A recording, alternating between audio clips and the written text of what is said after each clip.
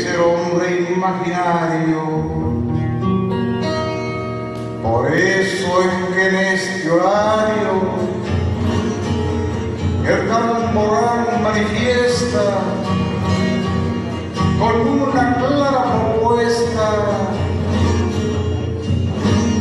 de amor y de poesía, mezclando sabiduría con la cabeza bien puesta.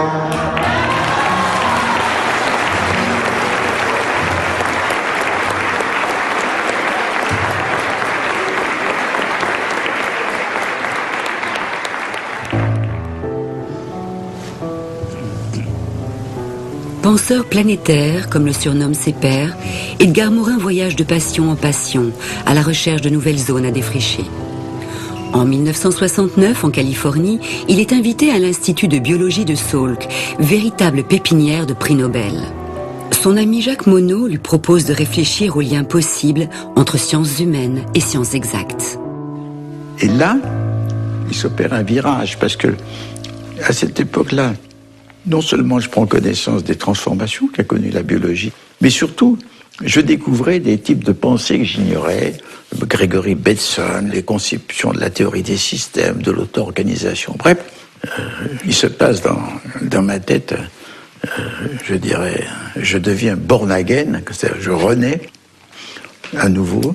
C'est-à-dire, toute la façon de penser que j'avais spontanément, qui était complexe, je dirais, j'ai jamais relié les choses, intégrer les connaissances de sources diverses, j'aimais affronter les contradictions. Donc, je travaillais dans la complexité, mais sans avoir le mot, sans avoir le concept, et sans en avoir, je dirais même, l'épistémologie. C'était spontané. Et là, je comprends que je peux trouver la base fondamentale pour, non seulement pour ma propre connaissance, mais pour favoriser un type de connaissance plus pertinent, plus riche, grâce à une vision complexe. Mais pour ça, il fallait que je fasse tout ce travail qui s'est appelé la méthode. La méthode, ce sont 6 tomes rédigés sur plus de 30 années. Une entreprise titanesque pour mieux comprendre le monde et soi-même. Traquant l'aventure des premières cellules jusqu'aux galaxies les plus lointaines, entre l'infiniment grand et l'infiniment petit, Edgar Morin s'intéresse à l'infiniment complexe, la vie. Ils sont pas encore bien mûrs. La recherche de la méthode, finalement, c'est une méthode de la complexité. La complexité, c'est quoi? C'est quand il faut voir, vous savez, le mot complexus signifie ce qui est tissé ensemble, qu'il faut voir, c'est les différents aspects d'une même réalité. Et c'est ça qui me stimulait. Après ce séjour en Californie, où vraiment je suis un peu comme une abeille qui a butiné à beaucoup de fleurs, qui a ramassé beaucoup de nectar, j'avais pris plein de notes, et j'ai pensé que cette fois, il fallait aller à l'os. Et finalement, l'élan vient en Toscane, dans la villa d'un ami. Il y avait un couple de gardiens. Elle me faisait cette cuisine italienne que j'adore, donc des pâtes, du pain frotté à l'ail avec de l'huile d'olive, tout ce que j'aimais. Et pas de téléphone. Et je travaillais donc jusque tard dans la nuit.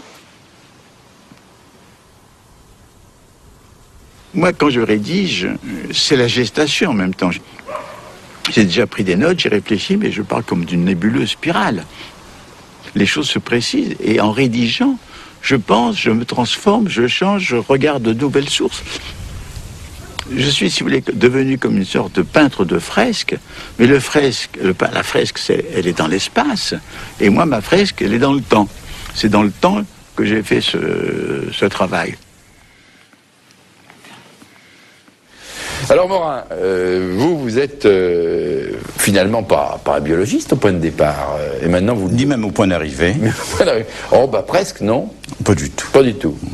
Alors, c'est quoi le but de cet énorme travail? Le mot science veut dire savoir. Aujourd'hui, le scientifique, on lui dit, surtout il ne faut pas savoir. Ou plutôt, oui, vous allez avoir un secteur. Vous allez être propriétaire de ce secteur. Ce qui fait que quand un intrus voudra y pénétrer, vous avez le droit de le chasser.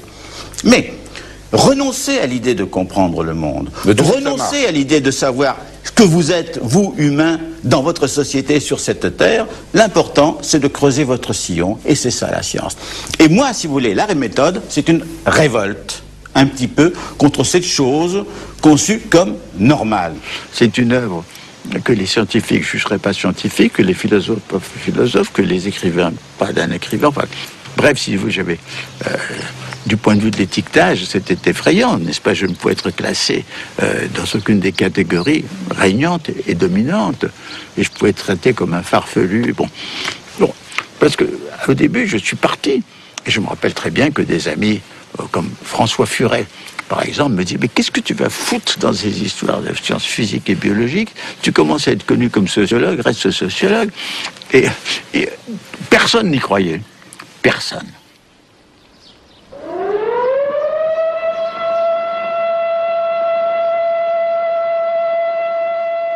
Monsieur, s'il vous plaît, êtes-vous heureux? On m'a dit qu'est-ce que ça peut vous foutre? S'il vous plaît, monsieur. Êtes-vous heureux? N'ayez pas peur, on ne veut pas vous faire de mal. Madame, s'il vous plaît. Maintenant, je fatigue déjà beaucoup, alors là... Est-ce que vous êtes heureux, monsieur? Oh, ne parlez pas tout ça. Monsieur, s'il vous plaît, est-ce que vous êtes heureux? Toujours, oui. C'est vrai? Oui. Ce film n'a pas été joué par des acteurs, mais vécu par des hommes et des femmes qui ont donné des moments de leur existence à une expérience nouvelle de cinéma-vérité. Bon alors, vas-y, moi, attaque. Bon, j'attaque quand même, écoute. Tu ne sais pas les questions qu'on va te poser. Nous-mêmes, très précisément, on ne sait pas non plus ce qu'on veut faire avec Rouge. C'est un film sur l'idée suivante. Comment vis-tu? Comment vis-tu? On commence par toi. Mais après, on va s'adresser à d'autres. Comment vis-tu? Ça veut dire comment est-ce que tu te débrouilles avec la vie. Pour beaucoup de gens du cinéma, c'est un film important. On avait mis l'étiquette du cinéma, un nouveau cinéma vérité, non pas qu'on apportait la vérité, mais qu'on se posait le problème de la vérité. Et les films documentaires sont en général des films où les personnages ne parlent pas. Il y a un commentaire off. Il fallait une révolution technique pour qu'il puisse y avoir la prise de son directe, en même temps que la prise de vue. Et ça m'avait semblé bouleversant, cette parole. Et les premiers résultats, du point de vue du Roche, furent absolument bouleversants, parce que ce soit avec Marie-Lou, avec Marcelly, on avait des documents humains vraiment très forts. On a tourné beaucoup, jusqu'à ce que le producteur de moi dit « ça suffit, on arrête ». Alors, et c'est là qu'est arrivée à mes yeux une tragédie, c'était que il voulait un film d'1h30 qui était la norme standard, et sur tous les 20 et quelques heures qu'on avait tourné, ça aurait fait un film très important de 4-5 heures. Autrement dit, les nécessités conventionnelles du cinéma ont, à mon avis, altéré une partie du film. Ah ben, gars, je suis là. Tu fais ton petit marché des dimanches. Alors. Ah ben justement, tiens, je regardais le café là. Tu veux un petit croissant alors. Tu te rappelles? C'était formidable, les Roches. Et c'est pour ça que ça promettait beaucoup plus qu'on avait. C'était un film exceptionnel quand même. C'est le premier comme ça. Oui. C'était magnifique. Mais bien sûr. Jusqu'au montage. Oh, écoute, aval. Mais non, mais il faut dire la vérité. Tu m'as trahi à ce moment-là. Oh, je t'ai trahi, j'étais dépassée par les événements. Entre Rouge que j'aimais et toi que j'admirais, alors il fallait toujours que je choisisse. C'est le montage qu'on m'a empêché de faire. Et tu as été la complice de cette action. Je ne savais pas que c'était si grave. J'ai dit à Doman, vous avez assassiné Eisenstein enfant. Ça va?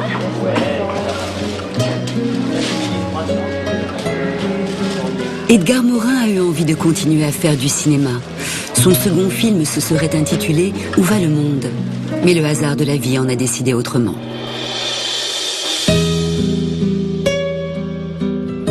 Edgar Naoum est né à Paris le 8 juillet 1921. Il est le fils de Vidal Naoum et Luna Beressi. je suis comme chacun. Je veux la vérité. Je ne veux pas me tromper.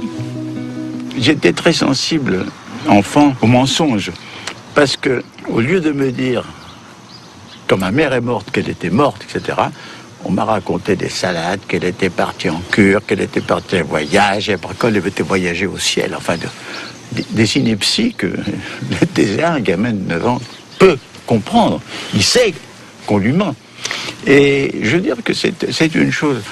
Et moi, j'ai beaucoup souffert qu'on ne m'ait pas dit la vérité, parce que la vérité, ça aurait été me permettre de dire au revoir à ma mère en me faisant assister à ses funérailles.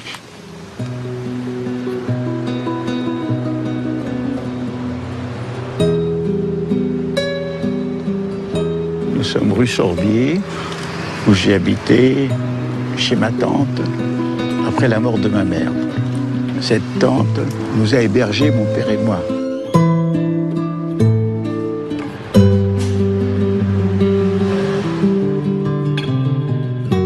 Évidemment, j'ai eu une période qui était à la fois très dure. Je souffrais beaucoup, pas seulement de la mort de ma mère, mais aussi du fait que ma tante croyait bien faire en me disant « maintenant je suis ta maman », ce qui m'avait absolument révulsé. Moi, je crois que la mort de ma mère m'a donné 2 sentiments.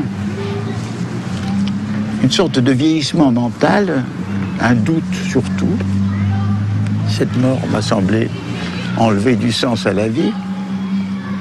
Et en même temps, un besoin d'amour, de communion.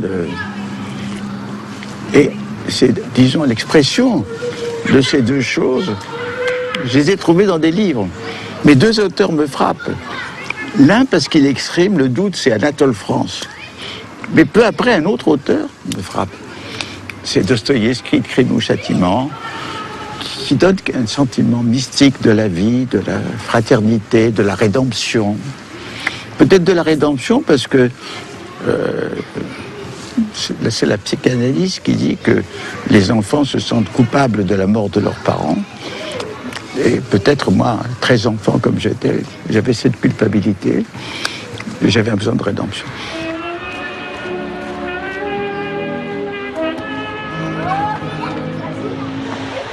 Quand elle eut 20 ans, sa vieille maman lui dit un jour tendrement. Cette obsession de mon père de me protéger venait du fait que j'étais fils unique. Donc, je comprenais son souci, n'est-ce pas? Mais à force de vouloir protéger quelqu'un, on le tue, n'est-ce pas? Bon. Enfin, il ne va pas me tuer. La question de son identité était très curieuse. Moi, quand on me demandait d'où est-ce qu'il vient ton père, je disais Salonique. Ah ben il est grec, ah ben non, parce que c'était l'Empire ottoman. Alors il est turc, ah ben non. Non. Mais alors, il est italien, mais pourquoi? Alors, bref, il y avait... Mon père, il était tout à fait à l'aise dans toutes ses identités. Et moi, j'étais très troublé, mais maintenant, je suis très content. Je suis très content, parce qu'en plus, c'était des séfarades, c'est-à-dire l'origine, c'était des Juifs d'Espagne et du Portugal qui avaient quitté l'Espagne, qui étaient allés en Toscane. En plus, c'était une famille très laïcisée. Et moi qui étais tellement loin de lui, quand j'étais enfant, quand j'étais gamin, ben, je l'ai de plus en plus compris et apprécié, peut-être un peu trop tard.